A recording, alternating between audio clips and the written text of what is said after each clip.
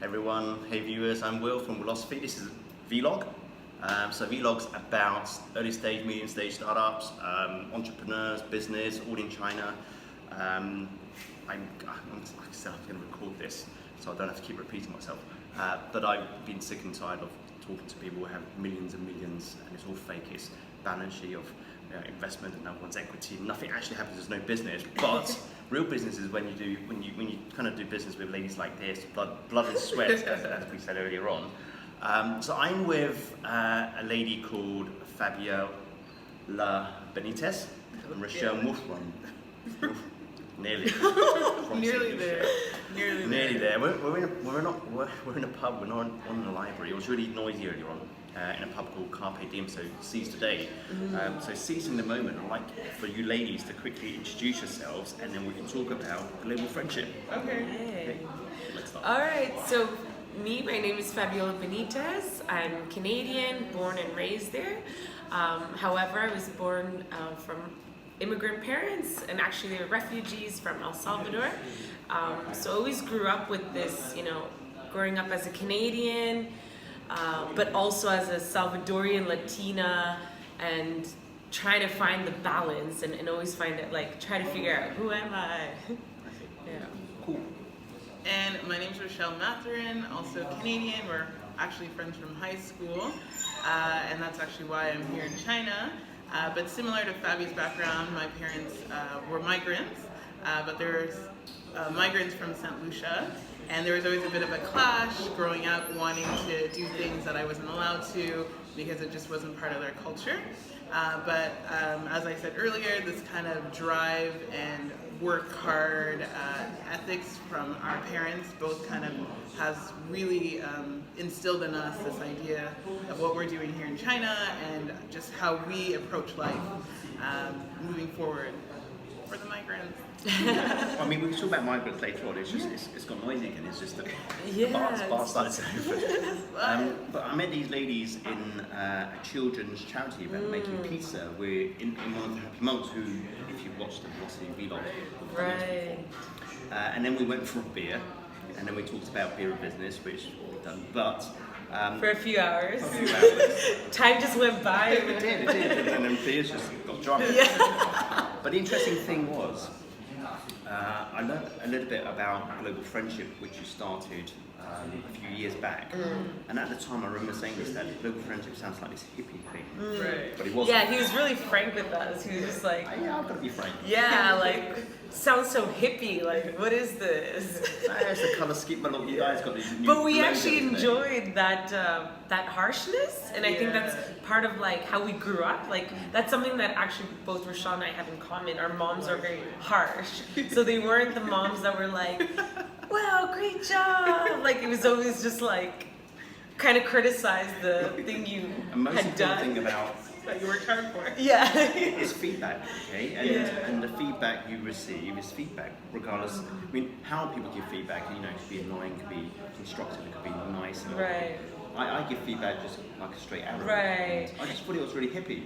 Yeah. Yeah, no, definitely. And we weren't offended at Yeah. all because we also agreed with it. And I think when we hear honest feedback and you know that it's true, Right. if you become defensive about it, that's your own issue. But if you acknowledge it and then you're not going to get offended about it. And I think that's by knowing who you are. I think that's where it comes from. Okay, so we're in Guangzhou. Global friendship. It is quite global. I mean, it's where the kind of trade route started hundreds of years ago. So tell me about global friendship, because I laugh at myself because you think it's some hippie brand, and I know today you sent me your new logo. So tell me about global friendship, what it means, kind of quickly for our audience, in a nutshell. In a nutshell, I mean, all good ideas start through sharing, and really how global friendship got started was from a TED Talk. So we watched in 2014 in August. We used to watch a lot of TED. Yeah, we just liked Just to get Used to. inspired. Yeah, I say used to in the sense right now we have not that much time Just to about be, to say, but before it was binging on TED. Yeah. And did you watch that? I used to binge on National Geographic. and men and motors. Anyway, so TED Talk. So we watched a TED called "Can Art Change the World?" Can art change the world? Right, by French street artist JR, and the essence of the TED was at the end of it. He proposed like you can make change through art. So either celebrating something in your community or bringing awareness about something in your community. And you would take a black and white portrait and then you would post that somewhere in the city, and that's kind of your action. Okay. And so and I think millions of people have watched this TED. Okay, that's fine. But when you see the views, and probably I'm not saying we were special or anything by taking action afterwards, but we were, I think, hungry for that. Like, we had been in China and teaching and knowing that's not really what drives us. Like, so when you say taking action afterwards, so you guys went and took pictures. Basically, he proposed at the end of the TED Talk and showed his amazing project and where he's been around the world, Brazil, Africa, Mexico, Israel and Palestine. Actually, that was one of his first art exhibitions, and basically they're exhibitions because people do see them and everything, but they're just street art. They're literally on the wall, on a building. You have to watch it to actually understand. And this is how we Maybe he got the idea from Banksy.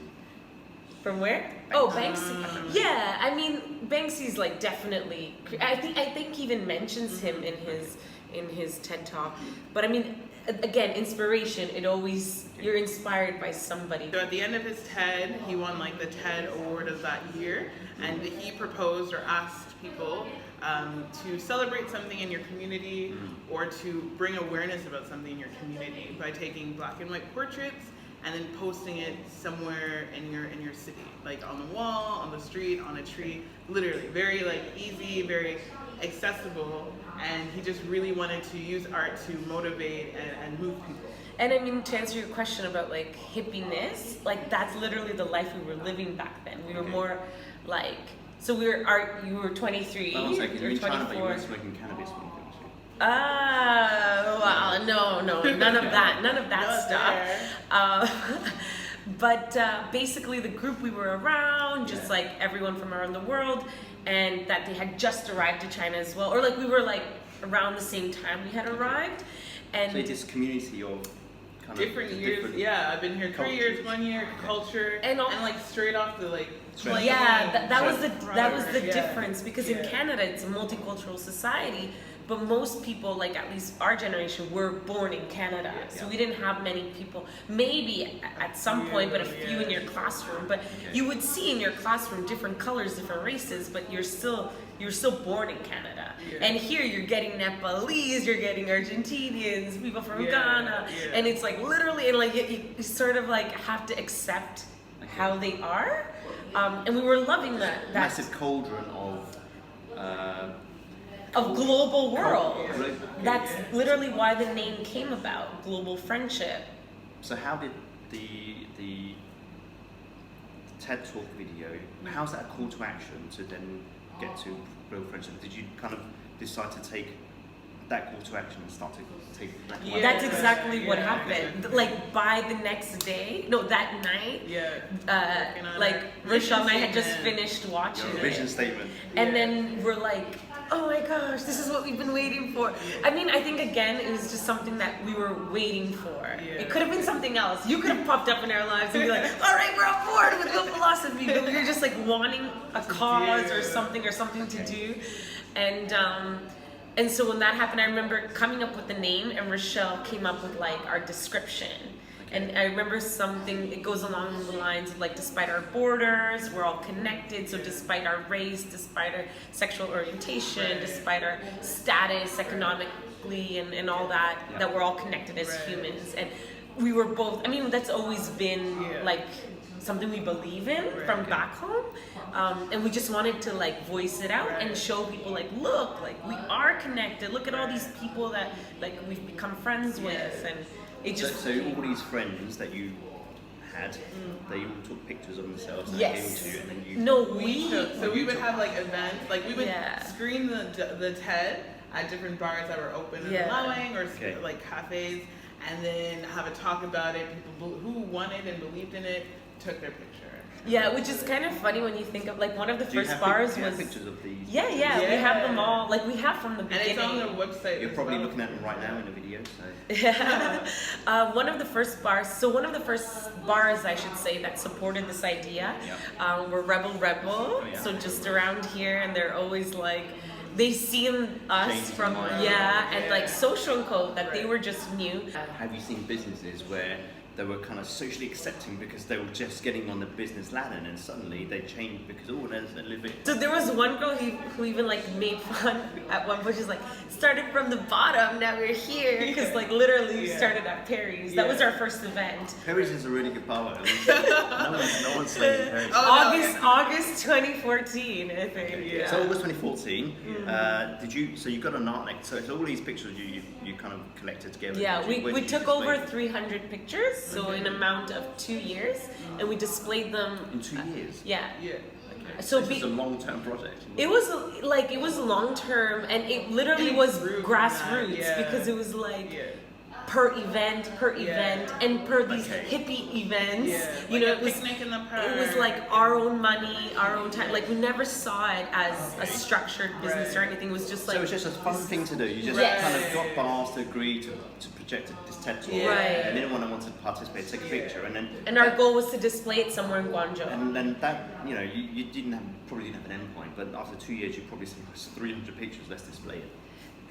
Yeah, and also like kind of finish. We wanted to wrap it up. We were just like, it's been done. I mean, it's because 2 years does take a lot of your energy when you don't have a vision. Right. You're just doing it by doing it and doing it. And our at the time, Patrick was not GF's partner, but Patrick is a GF. He's our right. So he helped he basically sat us down and pitched. And we forgot to mention that after the first year, Rochelle left back to Canada. So I was holding, but I was holding GF on my own. I felt like I was just like, what did we create? Like, what the fuck? And it just kept getting momentum.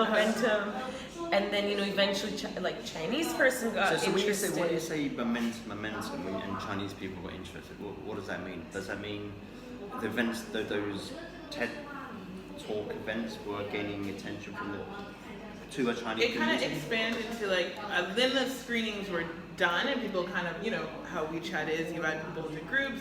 Hey, my friends, and you put them in groups, and then expand to doing a foodie, so going to a restaurant and eating there, or doing this activity. Workshops, cultural workshops and stuff. But at the same time, so it was like we would still be making the events, but at this point it was just myself organizing them. So there's a term for this. This is called reactive business.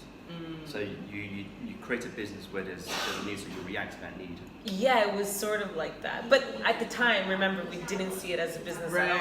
It was just like, okay, I'm gonna keep going with this. And then when I would kind of freak out, I would message Rochelle, and she would give me the support. At the time, what was you doing then? What was I doing? Yeah. I was still teaching. Okay, you were teaching, and you were doing my master's in Montreal. Okay. So when you were doing your master's in Montreal, you were GF stood for Great Fabiola. Not really, but you kind of sustained it for how long? For a year? For a year. Okay, and then when did Patrick get involved? Patrick got involved along that year as kind of somebody referred him to me. Okay. We got to meet each other, and then I think he saw the struggle I was going in, and also I need to for me this is a very important part of GF in my life. That year, that friend group that we told you about, that we were so excited about that first year, it started dwindling because it was no longer the hippie Is it because of everything. Not necessarily. I think people staying more because the first years are fun. It's in a relationship. It's happy, the love blossom. Or college years, everything's just fun, party. And you don't really get to the kind of honeymoon period. Yeah, and because I'm such a straightforward person and I would say things that would upset people. There were things that just happened within the dynamic, and what we mean that why it wasn't a business form or we didn't even think about it because it was always staying around the same people. So then you can't really sustain a charity with the same people for a long, because that's basically what GF was. A charity. Like a NGO. Okay. Yeah, it was an NGO because we did it out of our own money, our own time, our own energy, our own ideas, and like yes, people supported, but then what about the next time and the next time? And now I don't blame them. They were living also their lives, but it was no longer the idealistic hippie feel that we felt at the beginning. Okay, so what changed? What had to change?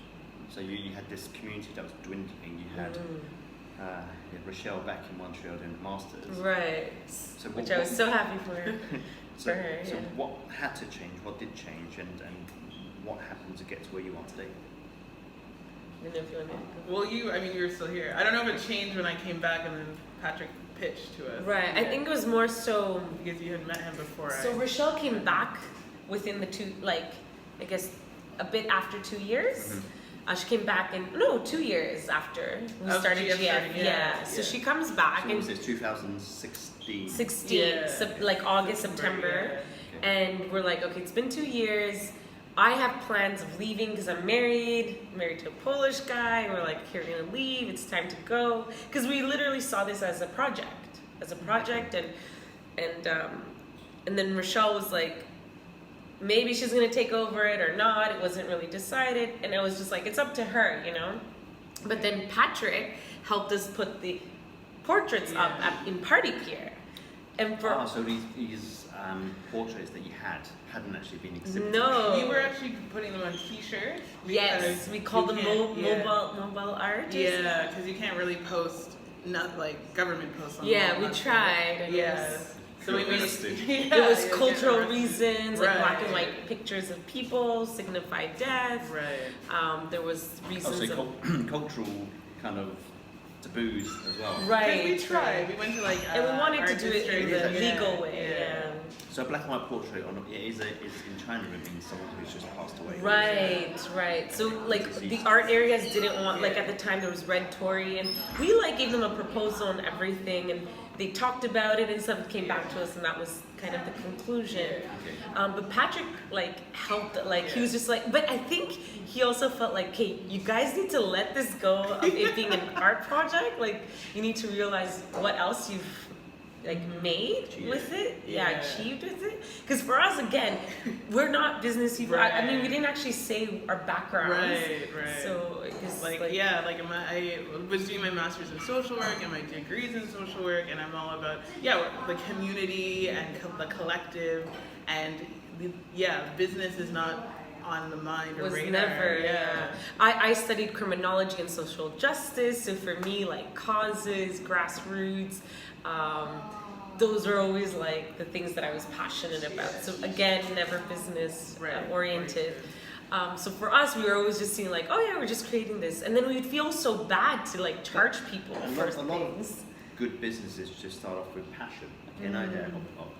Sounds to me it's obsession.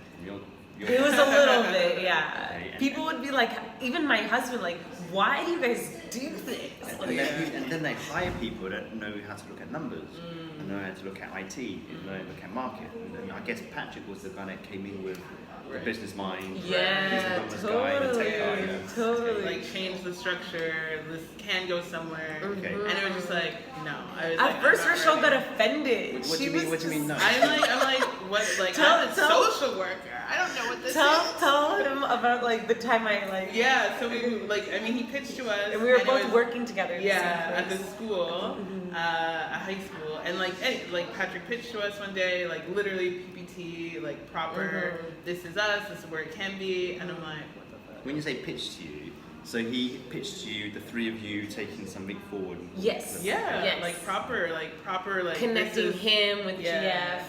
And because what he was doing prior was a similar idea, but more catered to Chinese clients. Okay. So bringing a foreigner in to teach about their culture. So Ukrainian culture. Exactly. Think couch surfing, but more or Airbnb experiences. He was trying to do that. Yeah. Okay. So you guys had a community. He had a community of some kind of question. He had a business. He didn't have the community. Right. He had the business model. but I would say he didn't have the community. And then we had the community, but no business savvy. Okay, so he pitched you and you... Well, we like listened, I was alright, and then like... You've been polite. Right. Yeah. Polite Canadian. Because that was like an evening, Yeah. and then we're both like, what? We Yeah. thought this was over because the exhibition had been finished and stuff, and then he like, you know, asks us for a meeting. 2016 still. Yeah, it was like we had just finished November? it was like November, and it was like the next week or something, and then we're like, okay, and so we like listen to him, and then we both leave like, what the heck, he's crazy, like why, what did he, like, what does he think, he like, who is he talking to, like we're not business people, blah blah blah, and then but then I like slept on it, and I was just like, but we've created, like, because we know all the effort, and I know all the effort for 2 years, like, doing it, and I came back the next, I think it was like a Monday or something after the weekend, and I like, lunchtime, like, I'm like, Roche, like, I need to talk to you, so I like, sit her down, I'm like, I think we should do this, like, I think we should just go for it. Did you convince her? Obviously you did. No, she walked out of the room, she's like, I'm not a business person, okay? Like, she got so offended, and I was just like, and she like literally stormed out. But why? I was just not in that frame of mind to think that I can do that, and I think So you limited thinking? exactly Because of your skill, limited capability. thinking, yeah, and coming from Canada, for me, like just a social worker is a social worker, and like you know you do your career and that's your career, and like you don't really think.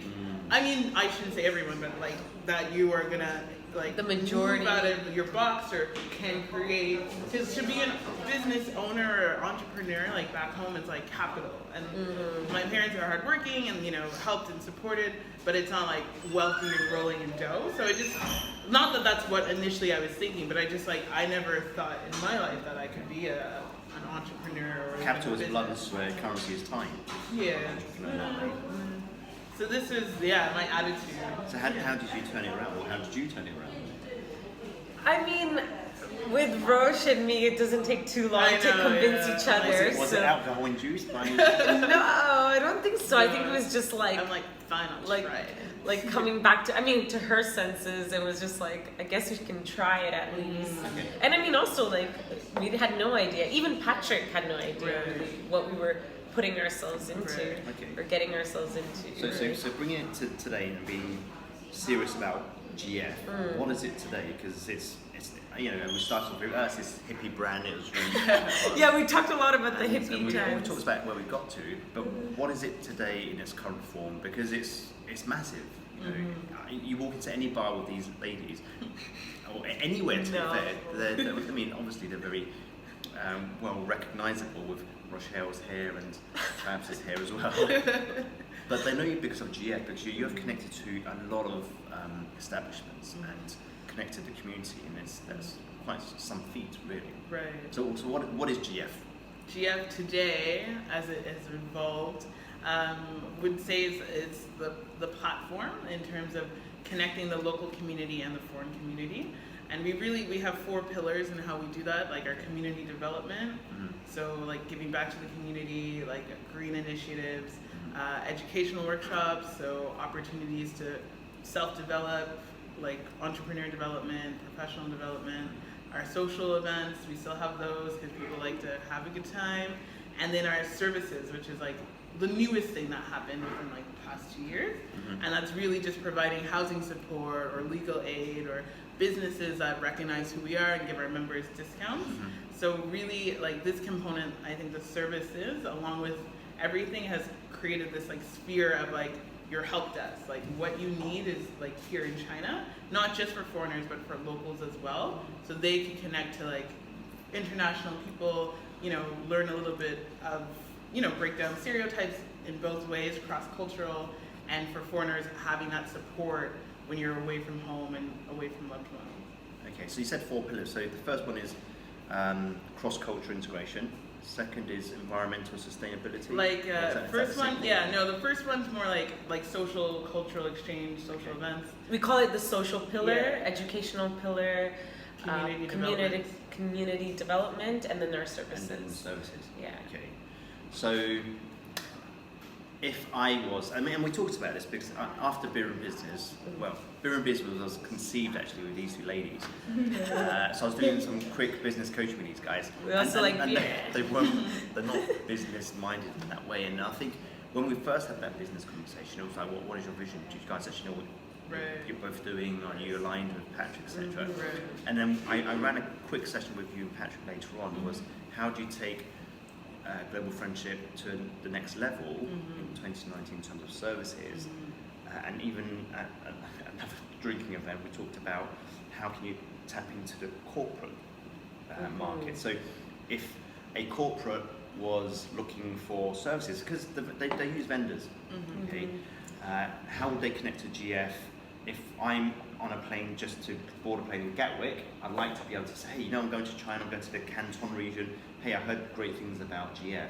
So for me to grow, that needs to happen, social awareness, not just in China, but outside China. So what are you guys doing about that? On how to like reach out people from abroad. Yeah, absolutely. So we're in China, we shouldn't be, I guess, but definitely social media, the power of social media is a big thing.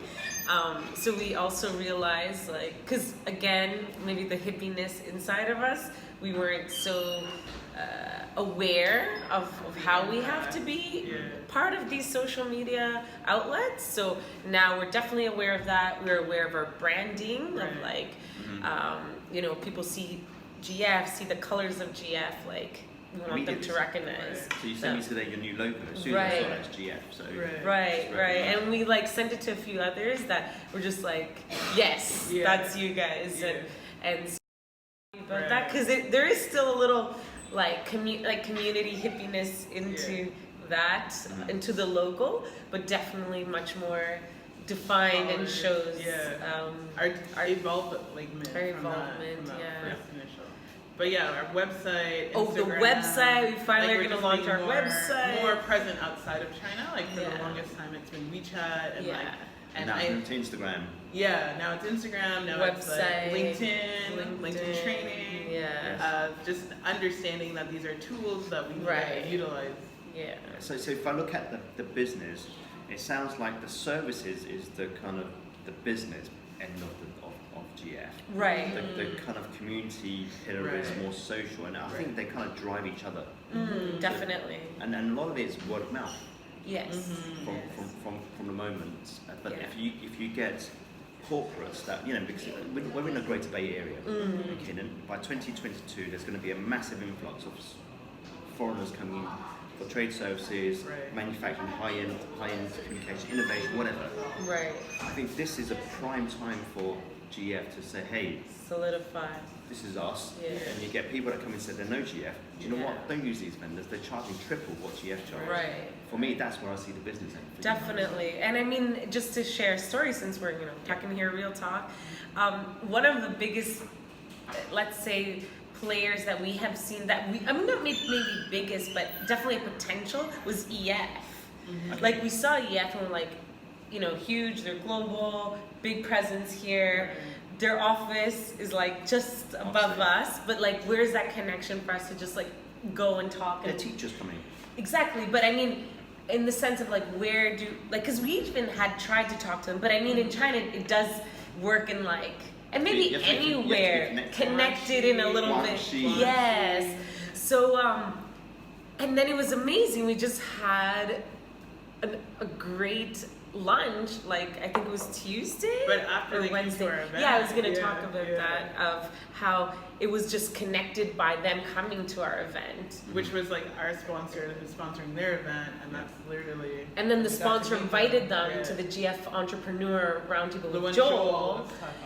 And then these two ladies. So this was literally only 2 weeks ago. Yes. Wow. And then these two ladies from EF are the ones who are taking care of the teachers. So they're not even doing HR, they're doing the activities for the teachers. So like how to get them to like feel better, working in GF. So they, like you said, they outsource like this one for me, I can make the teachers feel better. So they're trying to find people who can make these events happen, or links and this and and then we start talking about our services, and we're like, we can help, reliable electronic fixing, or like medical helper. I'm telling you, there's small things in China. Okay, if you don't speak Chinese, you don't read Chinese, you're pretty okay.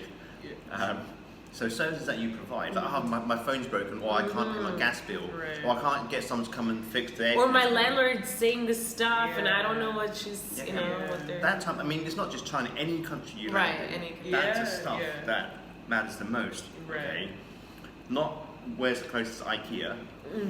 Well, that could be as well. I mean, what you guys you'd be surprised some of the demands, but.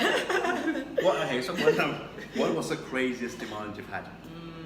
Craziest?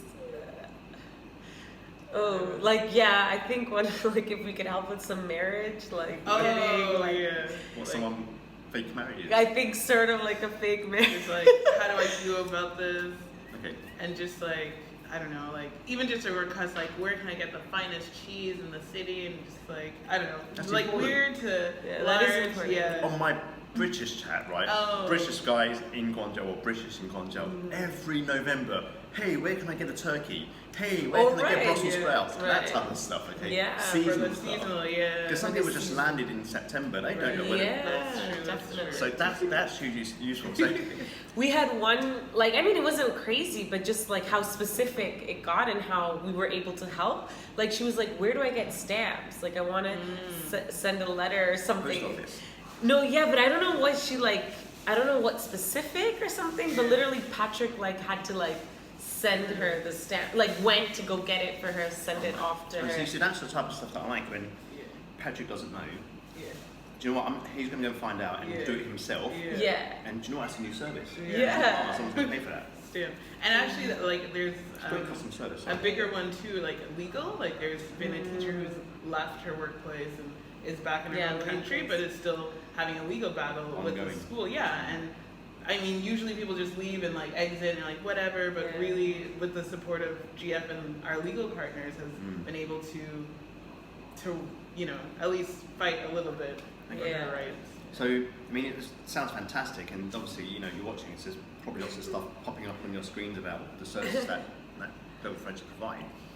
So there's 3 of you, you've got 4 pillars. How do you divide your time? And you guys still have day jobs? It's still a reality. So who looks at what?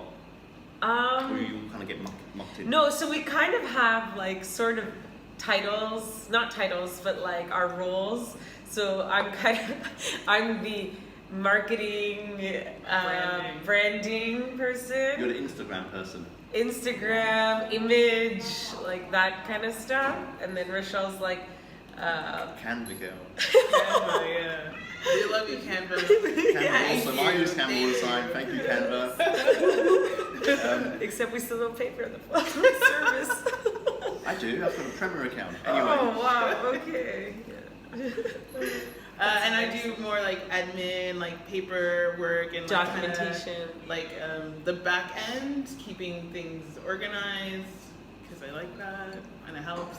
And then Patrick is like, especially with being local, like the connector with the local community and operations. Exactly, like IT. Like, so we do have an IT team. There's 3 of them. They are part-time or by project, but they're there, and he, he's the one with the ideas of how it functions in that way. And although, like, so Rochelle and I have these supposed like roles of like documentation or branding and stuff, but we still have to go and be the like grassrooters of going around. So the face of the company. Right. This is what I said. You walk into a bar with these girls, everyone knows jail. It's not that I'm always going to bars or something. It sounds like we're alcoholics. And then we have a full-time assistant that has been great, and almost like a year now. Well, October, and then as some interns. Right. So also really helpful. It's quite a lot. Yeah. So I'm by myself with Rebecca.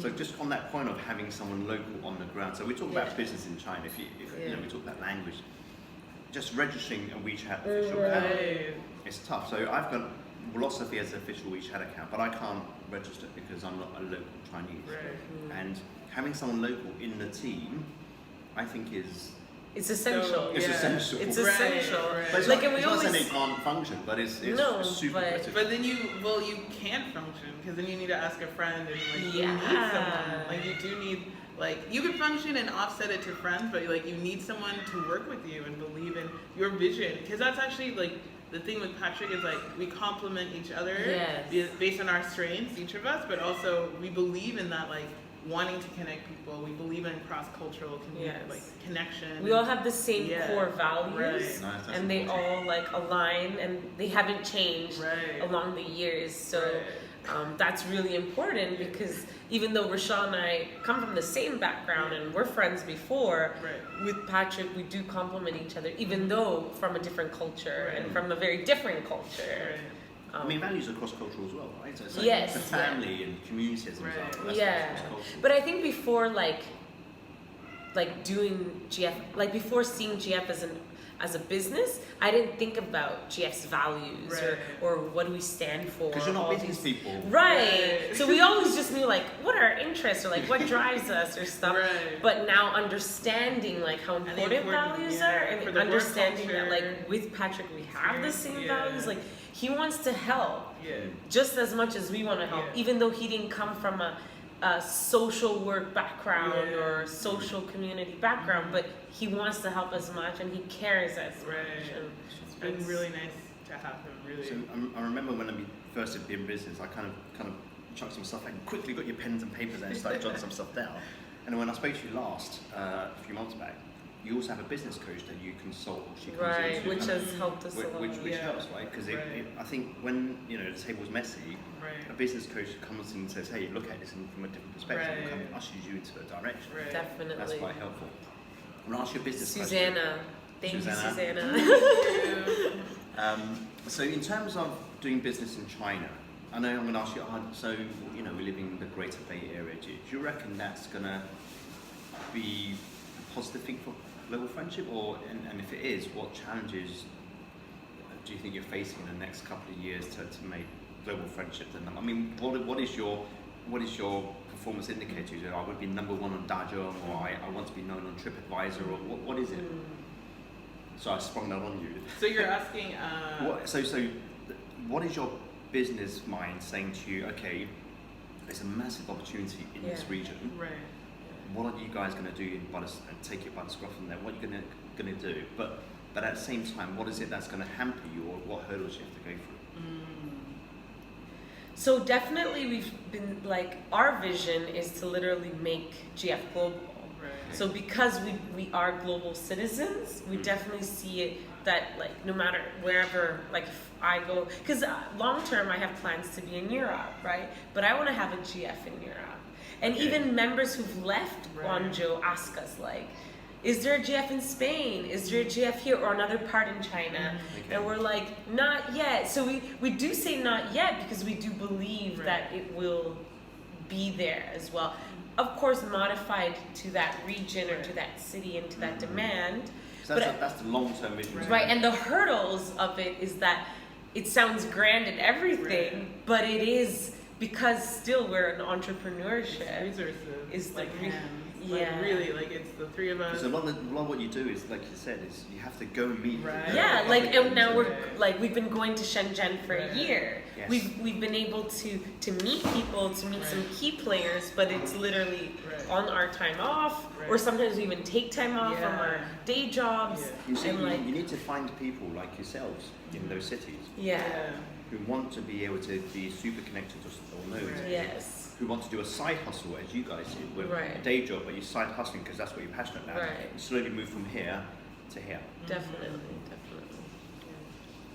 Yeah, so that's like the road we're on right Right. now, because we can feel definitely our strength here, and are very proud of the work we've done in Guangzhou. Yeah. But because we have that bigger vision, we know that there needs to be more done to Yeah. reach people in other cities to believe in the same vision Right. that we have. And to like make sure it does end up there. Because if we cap out here, then we're not really making like we need to expand here in China, but also like internationally. But we're here. Yeah, so this is what confuses me a little bit. So I'm gonna start using Yeah. cups. Okay, so this is Guangzhou. Okay, and this is Shenzhen. Yeah. Large Shenzhen because of this camera. Okay. So you're expanding in these two cities, but at the same time you want to expand globally. But people have to come into these cities to find out about you. But so for me, this is massive network. It's really, for me, it sounds really tough. Okay? Yeah. And there's two of you. What are your kind of top priorities to kind of getting Shenzhen up and running and potentially Shanghai up and running? Definitely, it's our priority to have it running like here in China first. But realistically, like I have plans to leave China, and in the near future, and so I see myself in Poland and like doing GF or somehow connected to GF. So do you have a framework or template that you can just lift and shift? So like McDonald's as an example. Right. Can you just franchise it out? It would be nice to them, but because because we do have community and because services are so different in different parts, even with Shenzhen, we've been able to see the services or their needs are different than in Guangzhou, right? So it will take our whole lives probably but I think we believe in it so much. And it's the people that come in, like, and that's the thing, like being in China, and like this is kind of what I was talking about, like equalizer. Right. Well, Are we able to get another video? Yeah. Let's just carry on this. Okay. So I just think like being here in China is unique in that this is where like people are coming. This is where business is coming. Like it has been, but it's growing. And we've started here, like with no idea of where it's going, but here we are. And as people come in and people know us and meet us, and then they go out or go back, or they're traveling in and out. This is how like an alumni. Yeah, Yes. this kind of network, like a global alumni network of services and support. Okay, well, I have to do business now in Poland. Oh, GF's there. Let me connect. And this is kind of where we believe it's going. This is like there's two parts to this. There's the human connection where you have to make those connections in the first place, and then it's taken to digital form. Yes. Yeah, definitely. And that's where Patrick is like the man. We call him Big P because of that. Big P. Big P. Patrick, you're Big P. Yeah. Big picture. The big picture. Oh, That's not Big Patrick. the big picture. Could have been an innuendo. I don't know. Yeah. Because he definitely understands like the influence of technology and the dependency that we all have, and so he can see like how much for us it's a lot like the human aspect to it, but he's just like, but we need a platform, we need operations behind this, we need how to link it all together, and this is I think how we because once there is that platform, a global platform, then it can be the same thing happening in Poland. Happening so if here. you were to go back to Poland with Lukasz and settle down and obviously start the road in Poland, what does that mean for you and Patrick? Would you bring someone in to replace Fabs? Or? Well, hopefully there would be some more hands involved by then. But I think for us it would hopefully be like more people on the team. Whether as intern or full time, but like people helping continue driving and just continue operations, and not just Guangzhou but in other cities. Okay. Yeah, that's really the idea. So you're not leaving. You're not leaving Guangzhou anytime soon. No, I think, and I had this not epiphany, but a moment yesterday where Wow. I didn't even know this. Let's just do it. Let's face epiphany. So, without sharing too much, but I just saw something on social media that was a little bit alarming to me in terms of needing help in a not so good relationship, and trying to provide support. Again, not speaking directly to the person, but trying to just rally resources if ever that's needed. Okay. And just being here in Guangzhou for English speakers. Resources for mental health and support is limited. I wanted to.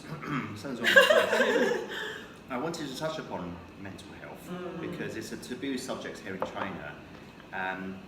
So who's to say that people coming into China won't suffer from mental health? Everyone suffers to a certain degree. I think what you provide Rochelle, is an outlet. Okay, it's just a sounding board. It's just to talk about it. I think that if you can integrate that aspect of it into GF in some capacity, I think that spawns a new.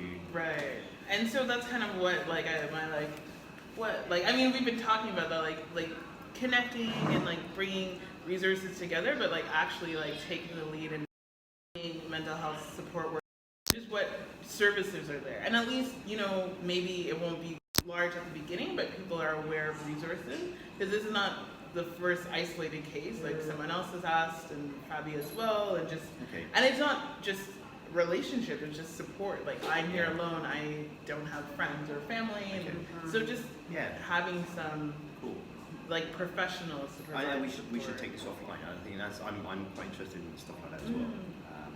So there's one thing that I can resonate to you guys, is that my father moved to London in early 70s, late 60s, early 70s, and we were a migrant family as well. I think it's migrant mindset. I mean, my dad worked really, really hard, and I started working when I was 8 years old, I think it was, in takeaways and stuff. Do you think that part of the success of GF is down to having a migrant? I'm not saying that you guys do. More beers. Do you reckon having a migrant mindset helps being an entrepreneur? For me, I think so. Okay. Like, I think it definitely is just this drive, like really, and this is, I say entrepreneur, but before that was like in school, like work hard in school, like work hard my part-time job so I can continue going to school, and it really is, when you're young, you're just like annoyed, but like it really was instilled, and I didn't really acknowledge that until kind of being here. Like people are like, you're a hard worker. I'm like, I'm like, of course you have to be. Like I didn't even think this was a compliment. I'm like, duh, you gotta work hard. But I do believe it's definitely an advantage of migrant or like first generation, second generation children, because it gives you this like, I need to do this. Like my parents came here, or were refugees, and like it really pushes.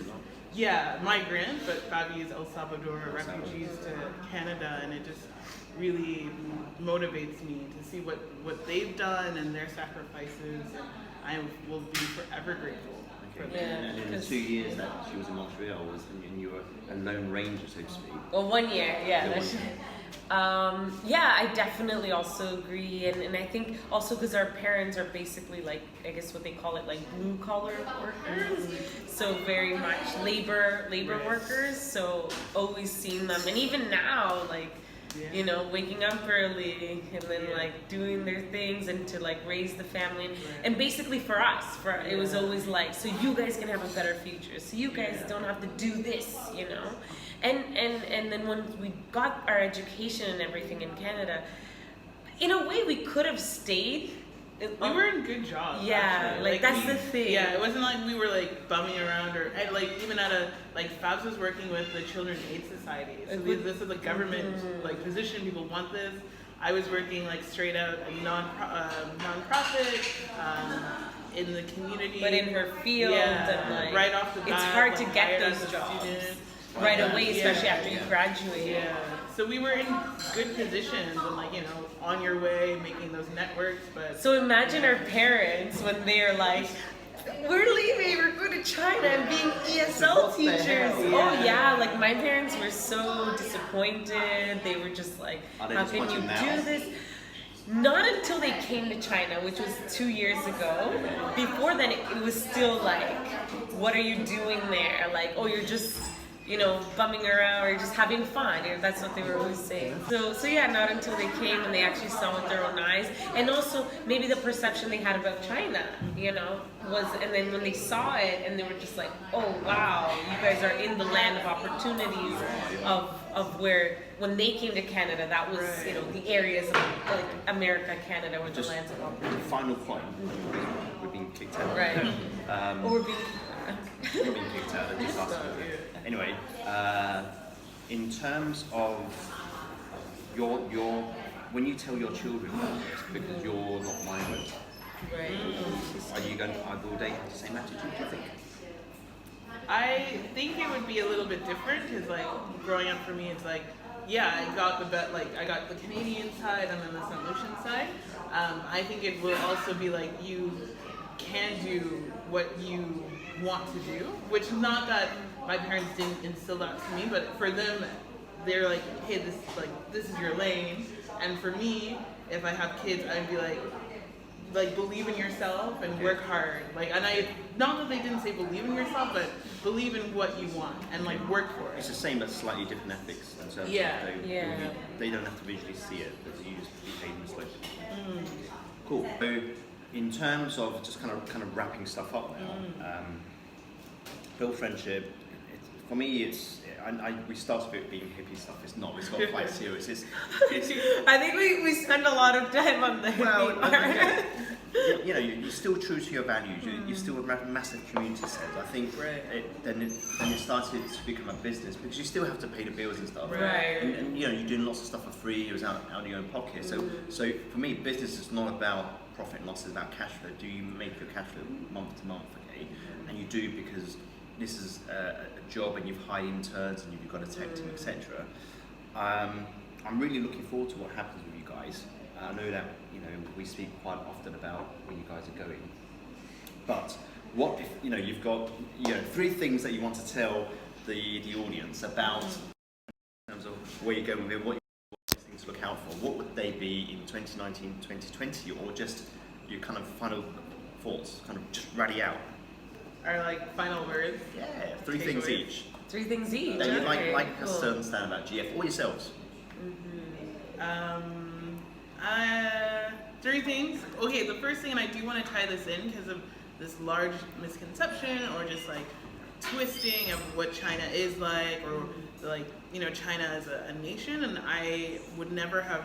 I shouldn't say never, but I'm thinking I would not have the opportunity I have to be an entrepreneur, to sit and meet someone like Will, because he's corporate or was, and I'm a social worker. That's an identity. Right, but this is the identity I had back home. Yep. And so I broke out of that and I get to, rub shoulders with other business owners, entrepreneurs, and that's because of China. And so I just believe that GF creating and starting in a place where people have a lot of misconceptions, I think takes a huge, I don't even know what I'm saying, but I'm excited that it takes a lot of grit, right, resilience, and I think what you're trying to say is that you've discovered yourself a little bit more. Yeah, definitely.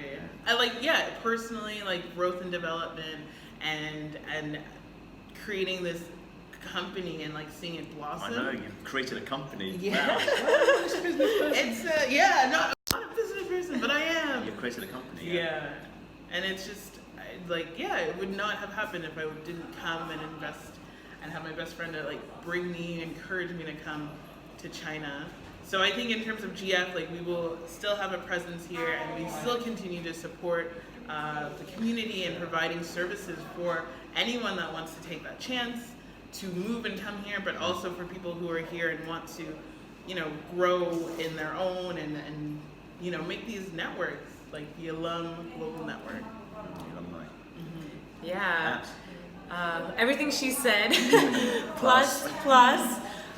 Take advantage while you're here in China. I think it's easy to get comfortable. Right. When you first come, you see, you freak out, oh my gosh, it's so different and everything, but then we're humans, we like our tribes, and we stay in them and then get comfortable.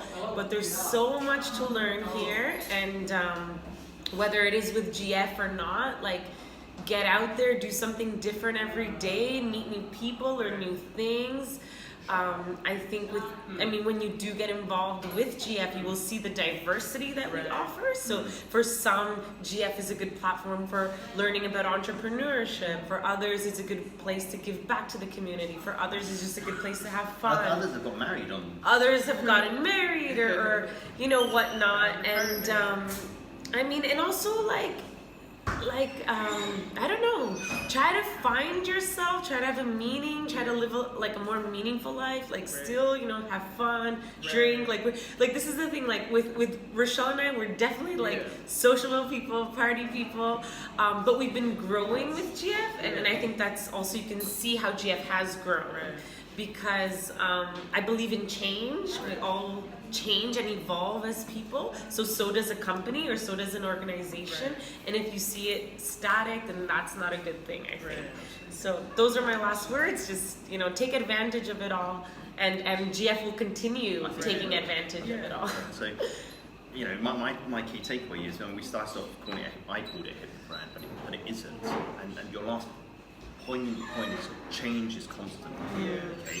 So as we went from this hippie brand to kind of getting it together in terms of kind of creating services to something that's going to be quite meaningful to people that are moving into the region, but then also globally. So I think it will evolve. I'm really looking forward to it. I'm a member of GF. If you want to find out more about GF, details are here. And if you're flying into China, you guys have an Instagram page, Yeah. Right, and Facebook website. page, website. So Right. it's all going to start appearing. It's somewhere all along going the to way. come out. So keep subscribing to us. Get in touch with these ladies. If you ever come to Yeah. China, in Guangzhou or Shenzhen, wherever city I think. Lie. But I'd like to thank you for taking time out. Yeah, and And thank all of you. Walter. Thank Thank you. Thank you. Thank you so much. Bye, We'll guys.